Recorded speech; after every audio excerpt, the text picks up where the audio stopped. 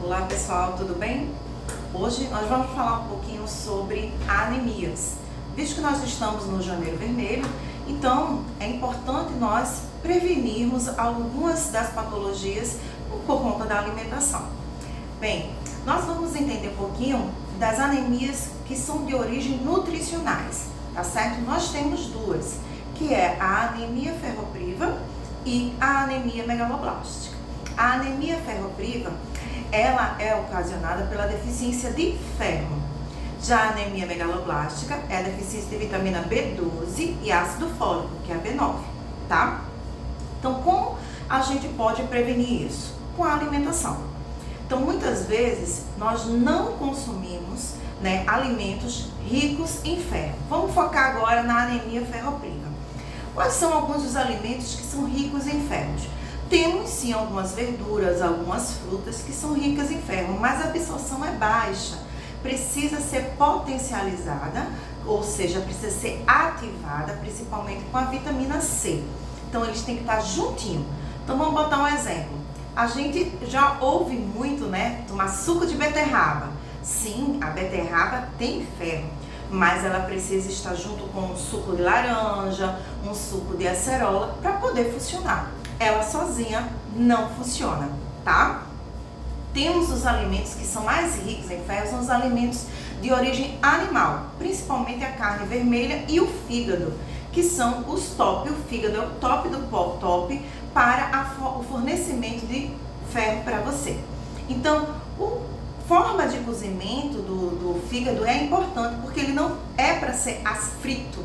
Ele precisa ser assado ou cozido, tá certo? Para não ter tanta gordura, já que essa víscera, ela é bastante gordurosa aí. Então, uma vez na semana ou a cada 15 dias, a gente recomenda o consumo de fígado aí para oferecer um aporte de ferro. Lembrando, coloca uma rodelinha de abacaxi aí, ou então uma laranja para chupar junto desse fígado, para aumentar a absorção aí desse ferro, tá certo? Então, carne vermelha, fígado são os principais fornecedores aí de ferro. E tem sim o couve, tem a beterraba, misturado com o suco de laranja, o suco de limão, a acerola, vai oferecer um aporte de ferro aí para você. Vamos agora para a B12 e o ácido fólico. Bem, esse aí é um pouquinho mais difícil. A vitamina B12, ela está ligada à questão também da carne vermelha, do fígado, tá certo? Para essa absorção. As verduras e frutas, ela tem uma conversão muito baixa, tá certo? E ela depende como o seu organismo está trabalhando. Então, por exemplo, se o teu organismo não ativar o que a gente chama de fator intrínseco, então não vai absorver a vitamina B12. Então, a gente tem que fazer uma suplementação, muitas vezes intramuscular, porque por via oral não vai funcionar. Por quê? Porque a vitamina B12, principalmente, ela precisa ser absorvida através de uma ativação do teu metabolismo.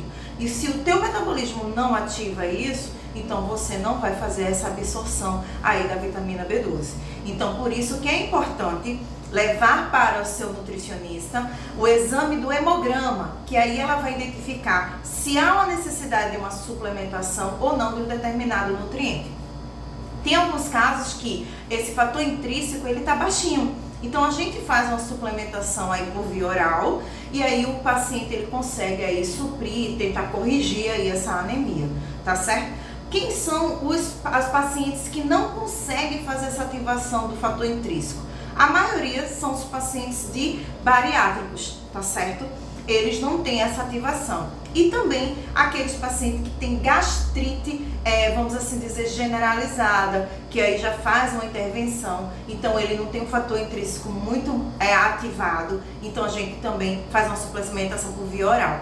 Então são pacientes pontuais que podem fazer essa suplementação aí, tá certo? Então fica ligado, fica de olho. Por isso que é sempre importante levar os exames para o nutricionista, porque o nutricionista, ele vai fazer essa avaliação e intervenção e ver se há necessidade aí dessa suplementação. Lembrando, uma das coisas que eu sempre falo, nós nutricionistas observamos os exames laboratoriais de forma diferente de um médico, de um clínico, de um endócrino, de um nutrólogo, tá certo? Por quê? Porque nós avaliamos a questão do processo de prevenção. Então nós avaliamos para prevenir aquela doença, que aí a gente já tem uma avaliação aí de que pode dar indício a uma anemia, pode dar indício a uma deficiência de algum nutriente.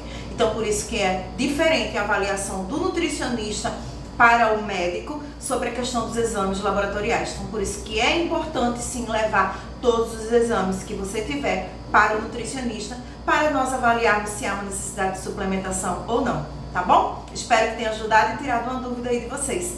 E até a próxima!